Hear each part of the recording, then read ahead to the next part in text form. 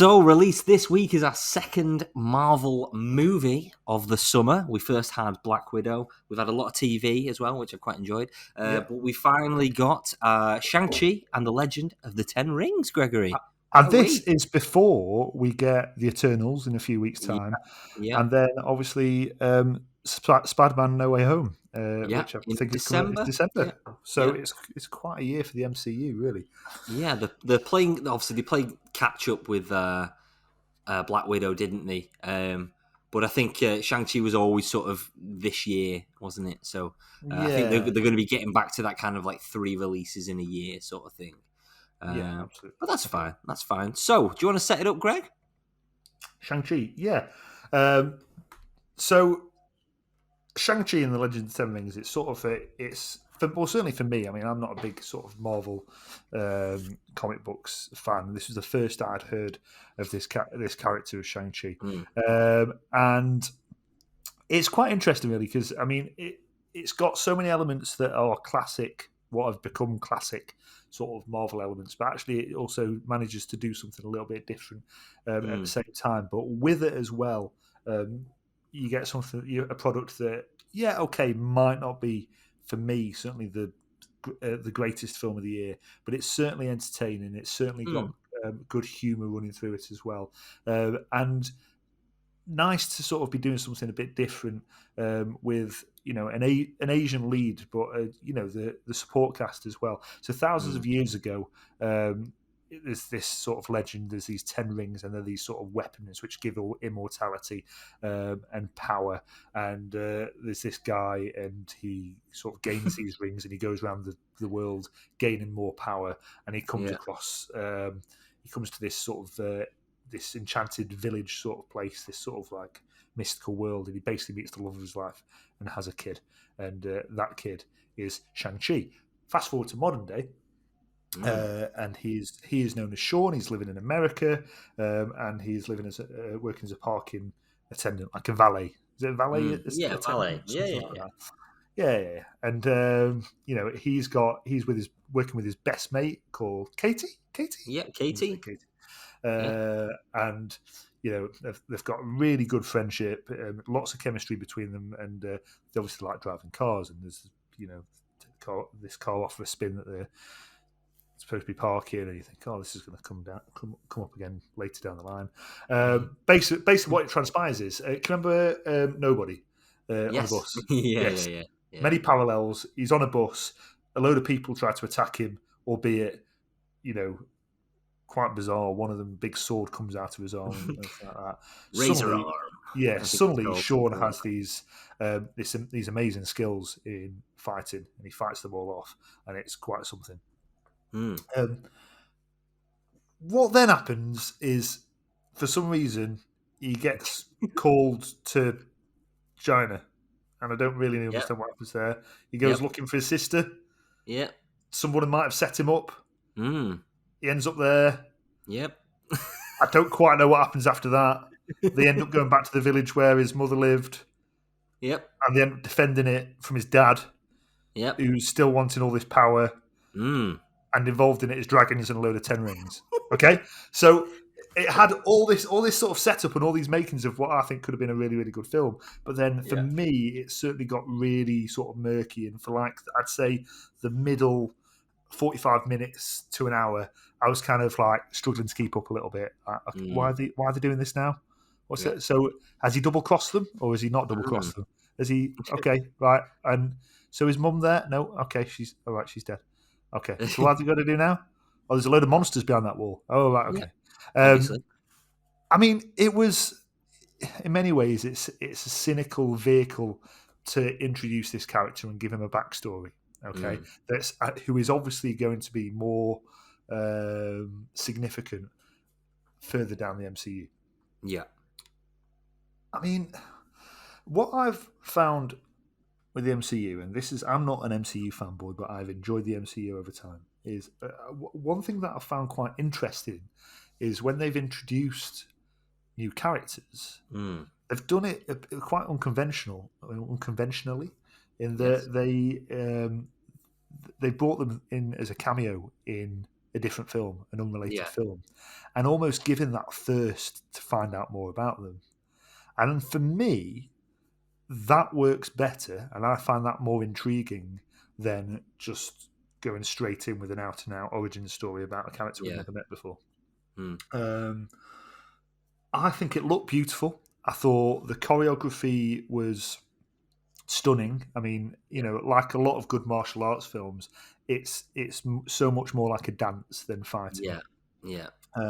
I thought I was, you know, something really special, and again, sort of, you know, pleasing on the eye and not frantic and not limbs flying everywhere like in Black Widow. I think I spoke about limbs flying everywhere, and Yeah. I found it quite sort of disorientating. With this, that wasn't the case. Mm. There's not a cameo. There's a character that comes up back in from much earlier on in the MCU Yeah. that I have to say for me was an absolute treat and a delight, and gives a lot of sort of comic relief. I mean, the main downside for me is there's no clarity on the villain. There's no obvious antagonist throughout the Yeah. film. They didn't give enough sort of thought to that. Not near enough as much thought as they gave to the strong BMW product placement throughout the film. I mean, not to make too broad strokes in comparing it to another film about sort of Chinese culture and Chinese heritage, but I was watching it thinking, this is so much better than Mulan. I'm enjoying this so much more than Mulan, but Yeah. that's not to say it isn't without great fault. What did you Mm. think of Shang-Chi? Yeah. I Just agree. same. Okay, cool. Yeah. Move on. Good night, everybody. Thanks.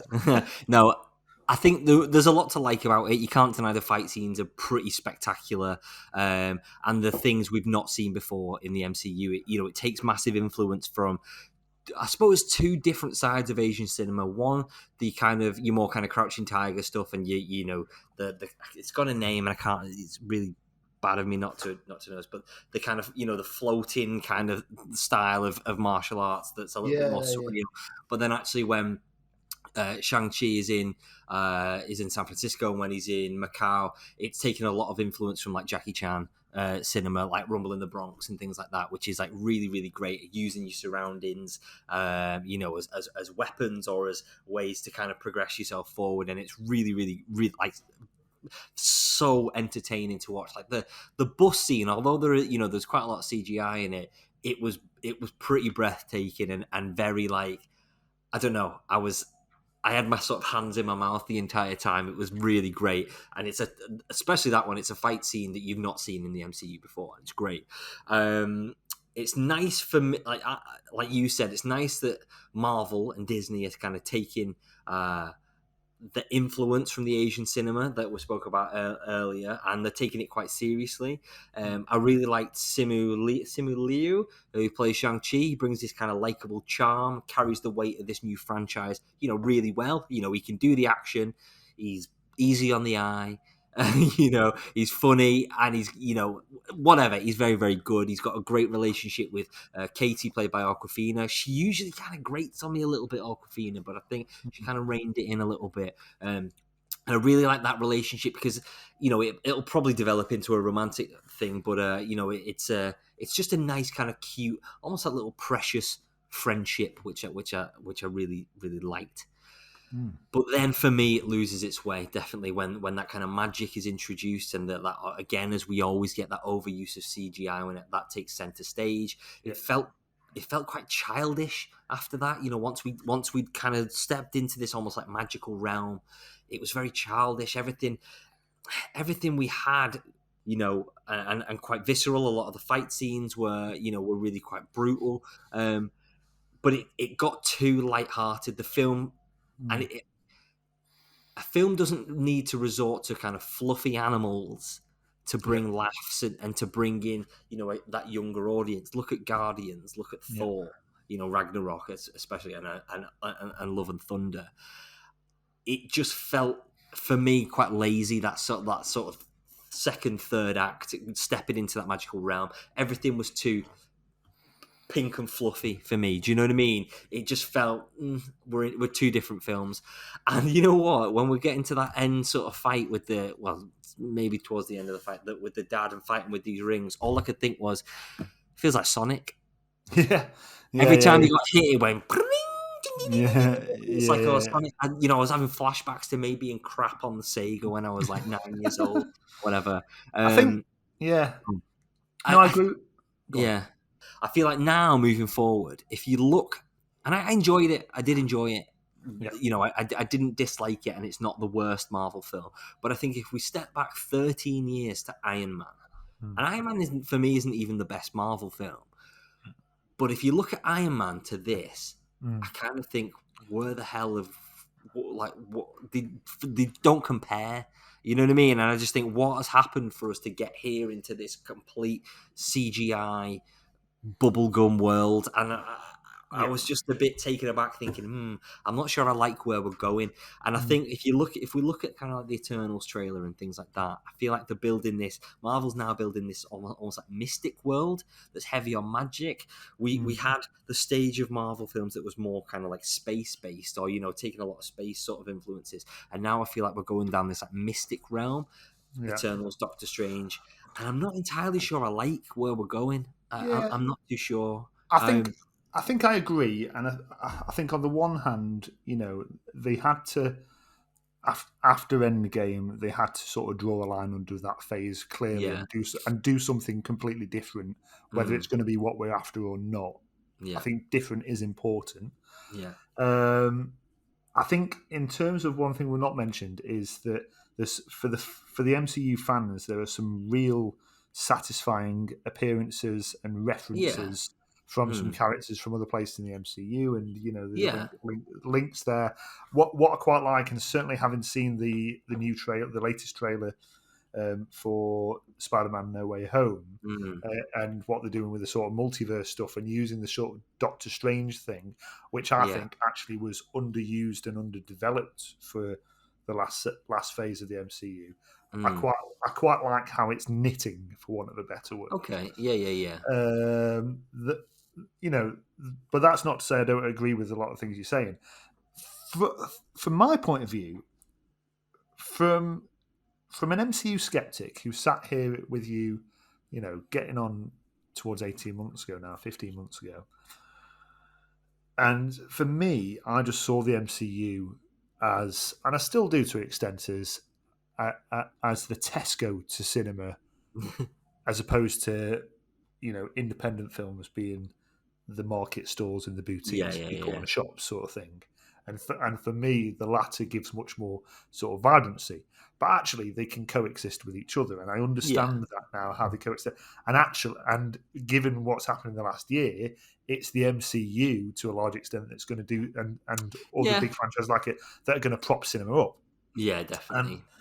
And having seen a lot of mediocre and a lot of bad films over the last year, I'm now at a place where I can watch an MCU film and be thoroughly satisfied that, we can pick holes in it and find all the faults and the flaws and everything like that.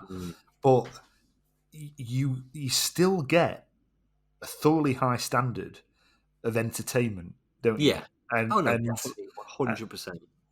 And I was thoroughly entertained, and I was pleased, and I laughed a lot as well. And there's a lot to be said there for cinema, and I found myself thinking all these thoughts as I was watching it, thinking, bloody hell, I've been drawn in by it all. I'm into this MCU thing. You know what I mean? Put it this way: I can say all these things about what I didn't enjoy about these films. There's, what are we on, 24 Marvel films or something now? I've never walked out of a Marvel film and thought, oh, that was crap. Or didn't like that. Never once. And I think that is a true feat. For a big studio. And I get what it is. I see exactly what it is. This money machine churning them out, whatever. But, I like them. They're fine.